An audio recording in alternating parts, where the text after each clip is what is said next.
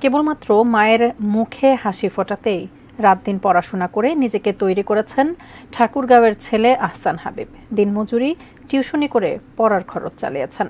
অদম্য আহসান হাবিব সুযোগ পেয়েছেন ঢাকা বিশ্ববিদ্যালয় সহ 4 বিশ্ববিদ্যালয়ে পড়ার। ঠাকুরগাঁও প্রতিনিধি MS আমাদের প্রতিবেদনে বিস্তারিত। 5 বছর বয়সে বাবাকে হারিয়েছেন মেধাবী আহসান হাবিব। তারপর থেকে মায়ের সঙ্গে তার ঠাঁই হয় নানার বাড়িতে। সেখানেই মা ছেলের জীবন যুদ্ধ। সন্তানের ভবিষ্যতের কথা ভেবে অন্যের জমিতে হাড়ভাঙা পরিশ্রম করেছেন হাবিবের মা। আর মায়ের মুখের দিকে তাকিয়ে জীবন গড়ার স্বপ্ন দেখতে শুরু করেন হাবিব। ঠাকুরগাঁও সদর উপজেলার জামালপুর গ্রামের সিদ্দিকা বেগমের সন্তান আহসান হাবিব। বাড়ির পাশে জামালপুর উচ্চ বিদ্যালয় থেকে SSC-তে GPA 5 ও ঠাকুরগাঁও সরকারি কলেজ থেকে HSC-তে GPA 5 পেয়ে এবার ভর্তি হওয়ার সুযোগ পেয়েছেন বিশ্ববিদ্যালয়ে। BCS ক্যাডার হয়ে মায়ের স্বপ্ন পূরণের আশা তার। ঢাকা বিশ্ববিদ্যালয় সহ দেশের 4টি স্বতন্ত্র বিশ্ববিদ্যালয় রাজশাহী, চট্টগ্রাম, জাহাঙ্গীরনগরে মেধা তালিকায় উত্তীর্ণ হয়েছি।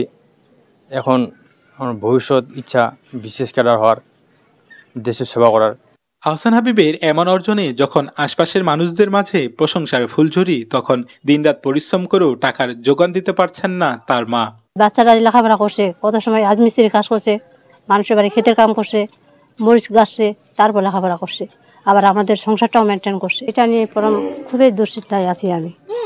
মানে টাকাটা কোনো রকম ম্যানেজ করতে পারতেছি না। অনেক কষ্টে এতদূর পৌঁছাতে পেরেছেন আহসান হাবিব। তার মেধাকে গতিশীল করতে সরকার ও বিত্তবানদের পাশে থাকার আহ্বান জানিয়েছেন স্থানীয়রা। ছোট থেকেই আচরণ ব্যবহার খুব ভালো, নিয়মিত স্কুল যায়, লেখাপড়া করে। মেধাবী আহসান হাবিবের পাশে থাকার আশ্বাস দিয়েছেন উপজেলা প্রশাসন।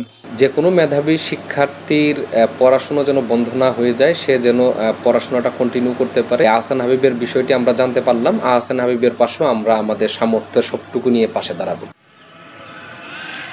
MS আমাদ, ATN news, Thakurgaon.